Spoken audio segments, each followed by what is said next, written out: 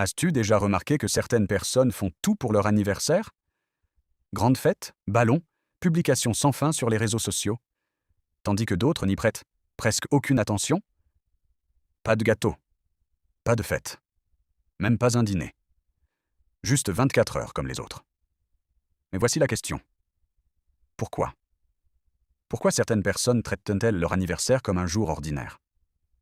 Est-ce de la tristesse? Un signe de maturité? Ou peut-être quelque chose de beaucoup plus profond dans leur psychologie? Reste avec moi jusqu'à la fin.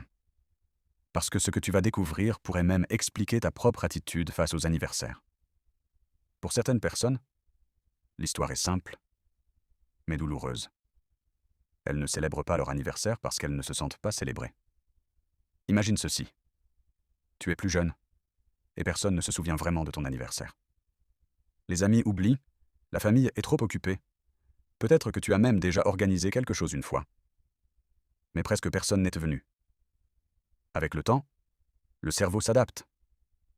Les psychologues appellent cela l'impuissance apprise. C'est quand des déceptions répétées apprennent à ton cerveau à ne plus attendre de bonnes choses. Alors, finalement, l'anniversaire devient simplement un autre jour. Pas parce que la personne ne s'en soucie pas, mais parce que s'en soucier fait trop mal. Ensuite, il y a un autre groupe de personnes.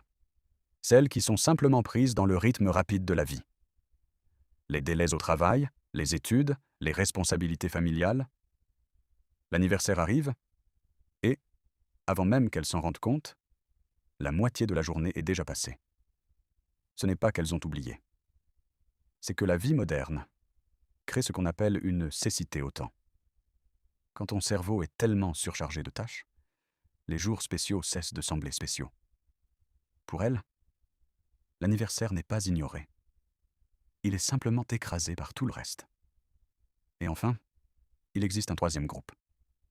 Ces personnes savent que c'est leur anniversaire, mais elles ne ressentent pas le besoin de le célébrer. Ce n'est pas de la solitude. Ce n'est pas un manque de temps. C'est en réalité une forme d'indépendance émotionnelle. Des études en psychologie montrent que les personnes qui lient leur valeur personnelle à la validation extérieure, comme les fêtes, les cadeaux ou l'attention publique, sont souvent moins stables émotionnellement. Mais celles qui trouvent leur validation à l'intérieur d'elles-mêmes, elles n'ont pas besoin d'une date sur le calendrier pour se sentir aimées ou vivantes. Cet état d'esprit est lié à ce que les psychologues appellent la théorie de l'autodétermination.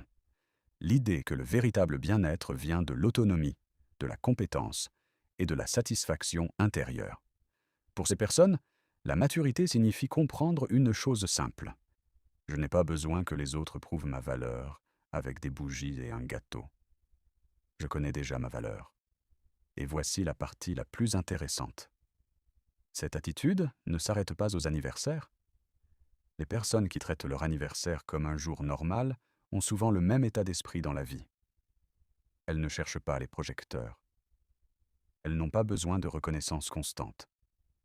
Elles sont calmement satisfaites de leur vie. Est-ce que cela veut dire qu'elles ne se sentent jamais seules? Bien sûr que non. Elles restent humaines.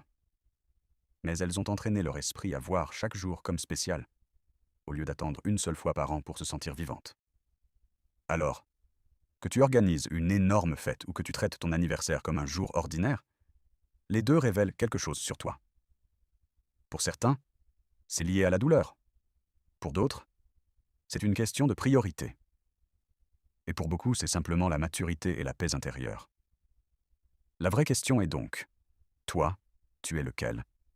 As-tu besoin de la célébration? Ou as-tu déjà trouvé la célébration en toi-même? Si cette vidéo t'a fait voir les anniversaires différemment, tu vas adorer les autres sujets de psychologie que nous abordons ici. Abonne-toi pour ne pas manquer la prochaine vidéo. Nous explorons la psychologie qui explique réellement qui tu es